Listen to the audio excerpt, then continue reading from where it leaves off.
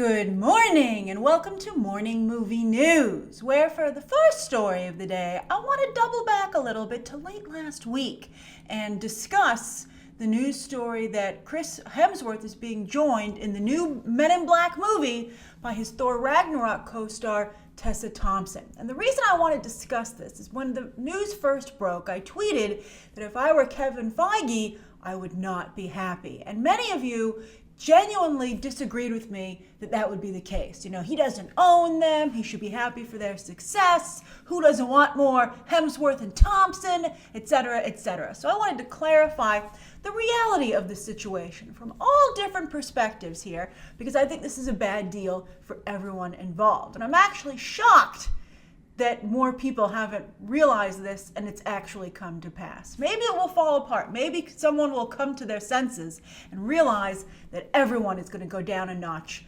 with this idea. All right, so anyway, again, late last week, we all knew that Chris Hemsworth had signed on for Men in Black. And I think or at least he's in talks.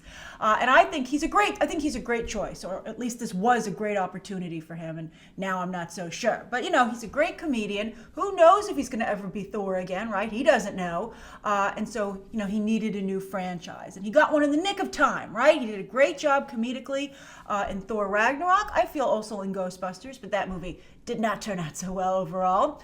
And, you know, he did what he needed to do. He got himself a franchise, you know, right before his current situation finished up. It's a little bit like Claire Foy, who's no longer going to be on The Crown because as the Queen gets older, they're going to switch actresses.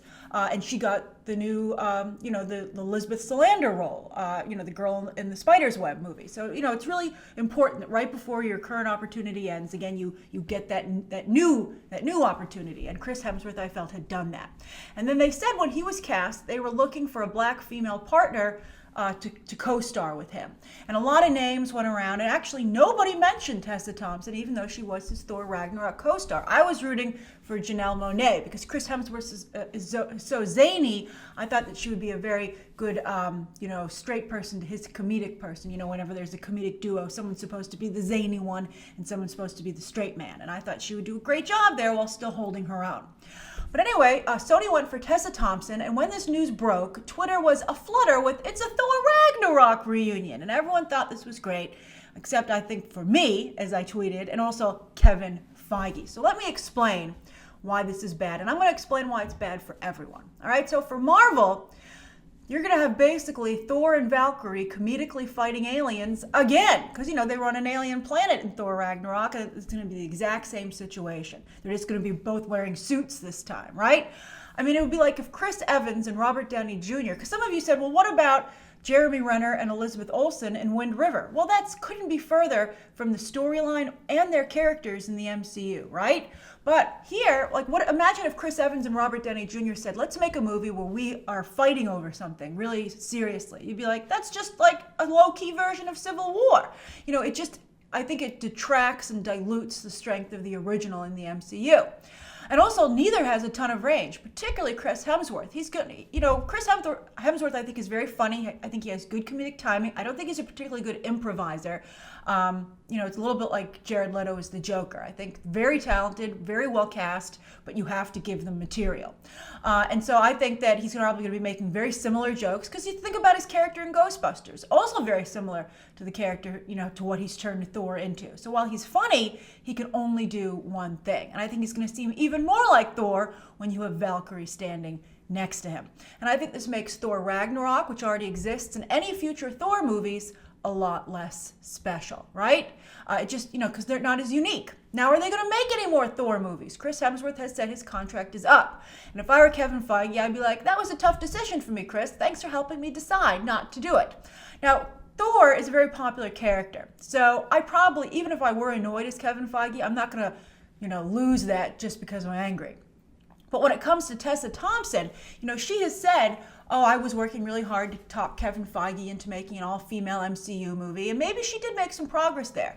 But you know what? I think that's probably over. I mean, if anyone's not, if they don't want to have, like, I think that, fine, we'll get to Sony in a minute, but I think that the MCU is going to be like, I don't want Men in Black in my in the MCU. Kevin Feige's like, I don't want that over here, and now you're the Men in Black duo. So I need to keep Thor, but I don't think Valkyrie ever needs to return. And you know what? Maybe he was saying, oh yes, I'd love to make a female MCU movie, but he would never say when, or there was like really no commitment. It was just a nice casual conversation. And Tessa Thompson and her management said, well, this is a legit offer to be the co-lead in the Men in Black movie, right? The mantle of Will Smith and all that. I mean, it is a big deal. So I just hope she realizes the trade that she's making. I think it would be not realistic for her to think she could have it all. You know, I think I would have more respect for this, and maybe this is the case, so that I do have respect for it. If, you know, Tessa Thompson was like, do I want to stay with Marvel in this little, you know, it's somewhat to some degree, I'm sure the internal conversation that Scarlett Johansson has been having. And she's like, you know, do I want to stay as like this small side character, Valkyrie, who still to this day doesn't have that big a role, or do I want to go be a co-lead in Men in Black? And I think, you know, between those two, she did make the right decision. But again, I think it would be ridiculous for her to feel that Marvel was still legitimately on the table. Maybe there's a small chance it's still on the table, but it's small. Now, as for Sony, why make Men in Black a Thor Ragnarok copy? I mean, fans are already defining it as such. Why do you want Men in Black, a legit property in its own right, to suddenly become Thor Ragnarok light? I just think that's a crazy decision to make. And also, where is the self-respect? You're blatantly taking Marvel's hard work and using it and just repackaging it for yourself, right? You're like, hey, did you like Thor Ragnarok? Well, come see Men in Black. And I just think that Sony should have a little more self-respect than that. I think that's a very surprising move. So with this casting, I think that Thor Ragnarok and Men in Black are both made less special. And I think to some degree, same for the actors, right? I mean, you don't want people to feel you always do the same thing, and nothing underscores that quite like doing the same thing all the time, right? And if actors don't have the sense not to do this, and another studio doesn't have the dignity not to blatantly take Marvel's hard work for themselves, then I think going forward, Kevin Feige should protect against this in the contracts that he has people sign for the MCU going forward. That, you know, you cannot appear in another movie that has similar plot points, or I guess you can just say with your co-star from this film. And, you know, people will sign it because being part of the MCU is very lucrative and good for one's overall career. So I'm curious, now that I've explained it to you a little bit better, do you see where I'm coming from, and do you understand why Kevin Feige might be a little annoyed? I mean, he put those two people on the map, and this is how they repay him. I think that's I just don't think that it's appropriate. So I'm curious to hear your thoughts after we've had this discussion. All right, so for the second story of the day, now you might recall that when they were saying they were going to cast someone opposite Chris Hemsworth in Men in Black, some people said, well, what about Tiffany Haddish? And again, I wanted Janelle Monáe because I think Tiffany Haddish is a little bit, you know, she's too much like Chris Hemsworth. You can't have zany and zany. That's not a good comedic duo. But that doesn't mean there aren't still plenty of opportunities for Tiffany Haddish, and she just landed yet another one. She did a great job at the Oscars.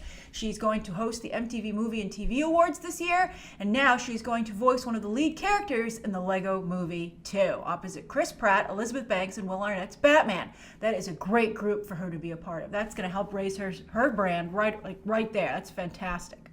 I'm a little just nervous about the quality of the movie, though. I feel that the Lego movies have gotten progressively less good. Let's not put a negative term in there, but it's not so great. But Phil Lord and Chris Miller did write the first draft of this sequel, but then it's been rewritten twice since, which I find crazy that anyone would rewrite Lord and Miller. They are producing it, so I guess they had someone rewrite themselves.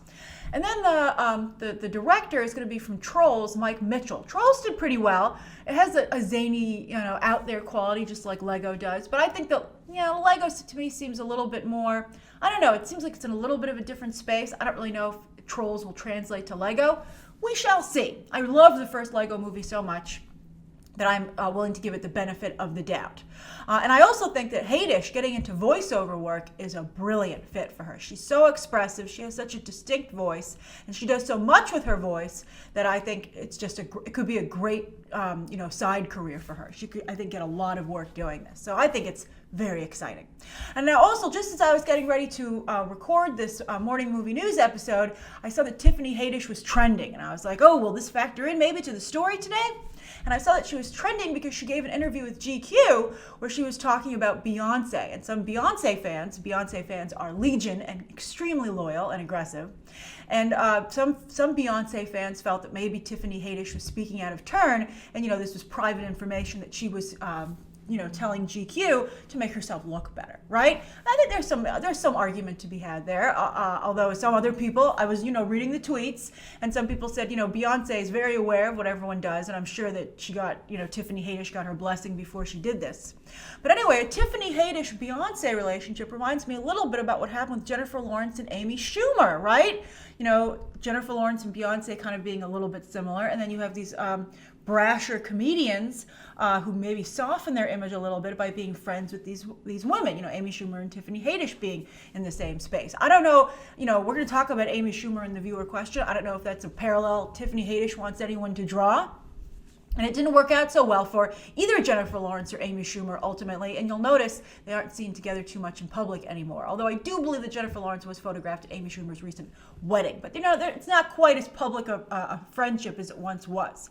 But I'm also curious not only about how do you feel about Tiffany Haddish voicing a Lego 2 character, but what do you think of her Beyonce friendship? And do you think it's beneficial or hurtful to either or both of them? All right, so we'll get back to Amy Schumer. Put a pin in that. That's the viewer question. But first, I want to talk about Margot Robbie, who made headlines over the weekend with the announcement that she is going to produce a 10-episode series.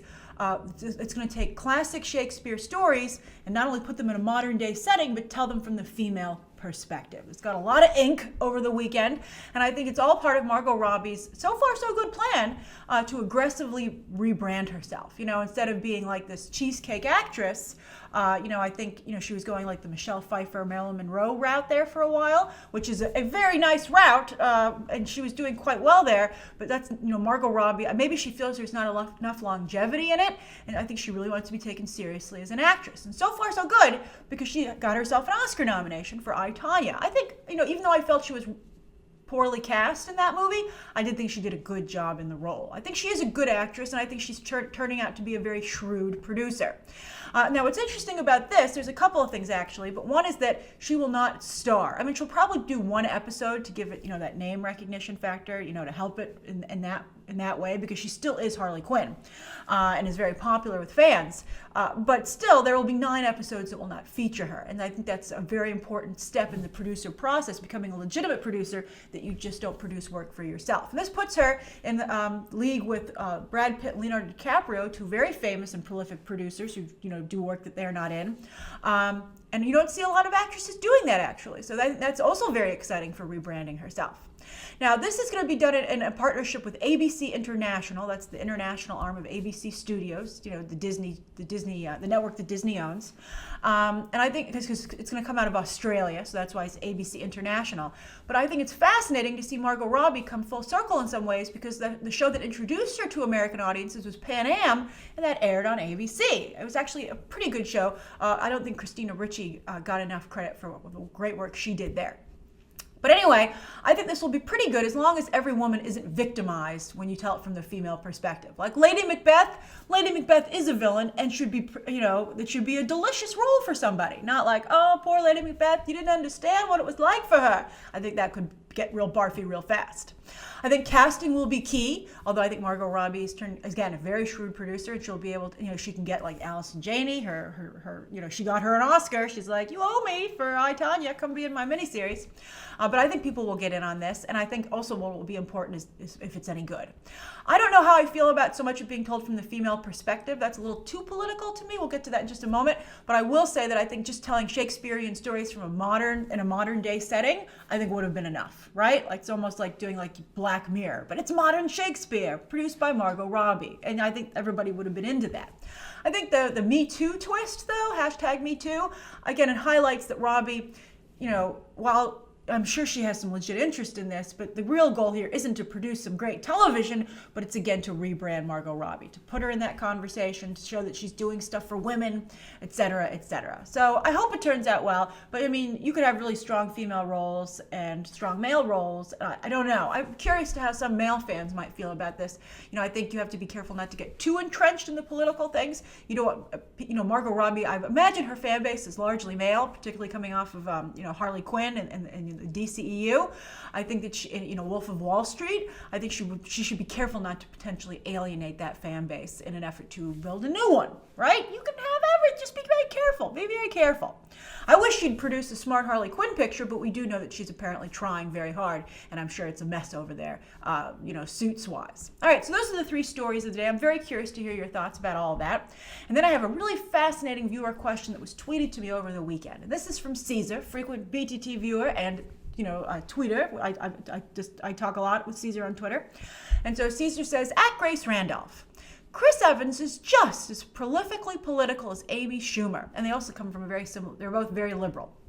And so Caesar says, do you think people have turned against him less because 1, he's male, 2, he's more Hollywood looking, and 3, his Marvel fandom? And I thought that was a really interesting question. So I thought about it, and this is what I've come up with. Well, first off, I'd like to point out that I think that people who are more overtly political than Chris Evans, like George Clooney and Matt Damon, who are also guys and certainly have a Hollywood look, they sometimes get in trouble. So I don't think that it's the first 2. I think that, I don't think that factors into it as much as one might initially think. But I think that the third one, his Marvel fandom, is a big part of it, but not so much the Marvel fandom. I don't think the Marvel fandom is protecting him.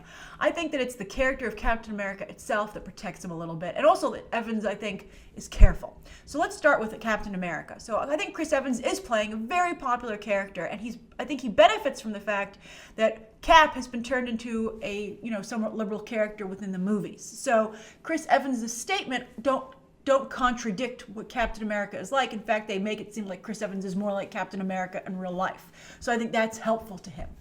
Also, he's a Captain America is a kid-friendly character, and that gives Chris Evans the chance to do some great things that I think soften people's perspective of him. Even if maybe he says things they don't agree with, they can think about every time he goes and visits a hospital and they take a picture, right? Or over the weekend, a number of you tweeted this to me. Someone reached out for very sadly a young boy who's dying who really just wants to hear from an Avenger. And one of the first people to reach out, although a lot of people reached out, which I think is really wonderful. But I mean, even like Zachary Levi from Shazam said, I'm not an Avenger, but I'd love to talk to him. And Ryan Reynolds says, I'm like a reserve Avenger. It was very nice. But Chris Evans was one of the first people to say, I would love to do it. And I think things like that are, again, soften the edge of his political comments. Now, of course, I'm sure Amy Schumer would, also jump at the, if that was something that was requested of her. But she's just not in that space. And so again, that's a benefit to Evans. And you can't really call something like that a benefit, but still, that's a part of his public persona. Now, as for Evans's political statements, he stays in his lane. He does make very strong comments, but he really only makes them on Twitter. So you have to be following Chris Evans. And so, he doesn't really, I think, push them hard in other spaces. He just keeps it to Twitter. He doesn't double down like on the red carpet, or for the most part. I'm sure maybe occasionally he's made a statement. And when he goes to Marvel junkets, I think he keeps it separate. He's like, these are my political beliefs. I'm going to do this in my own personal space. But when I'm promoting Captain America and the Marvel movies, I'm not going to bring that in here. And so I think that helps him as well. Whereas Amy Schumer is extremely political, and she takes a political stance even at her comedy shows. I think that was one of the tipping points for her. You might recall that during the presidential election, she actually called someone up on stage who was a Trump supporter or was considering voting for Trump, and kind of, I think publicly embarrassed him. Even if she just do that a little bit, I think that was going too far. I think that was, stepping over the line. And why would you do that to someone who paid to see your show, right? Even if they came as someone else's guest, they still came. And I think that to a lot of people that really was too much. And so I think that hurt her. And you would never see Chris Evans do something like that. So, and also I would like to add that I think that Evans' political views do hurt him a little bit. I have seen people occasionally tweet that, so I don't see his movies outside of Captain America, right? And he does not do well outside of his Marvel work. So, I think he is taking a little bit of a hit for that. And we'll see, if he does indeed retire from Marvel, as he said he would, will he be able to have a career, after that? I think that's something that will be a factor, and he's going to have to consider that.